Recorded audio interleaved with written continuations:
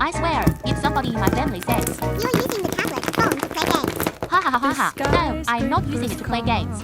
Instead, I am actually taking a break to play games. I only play Dandy's World in front of you. Doesn't mean that I only use it to play games. And when I wanted to draw, they would say, Stop playing games. It will make you addicted to playing it. that's not my philosophy. Are you blind? In not playing steal a brain at 3 a.m. when everyone is sleeping just to get whatever. I just want to draw 5 minutes. Leisure, I can't even use it. It's just there when it's high or having up long I play games. And the only games I play is Dandy's World. Is that your problem? You just enjoy it. Life and you always have to ruin it. And I always have to stop when I have a good game. Anyways, have a good night, day, or afternoon. Everyone, kill me out.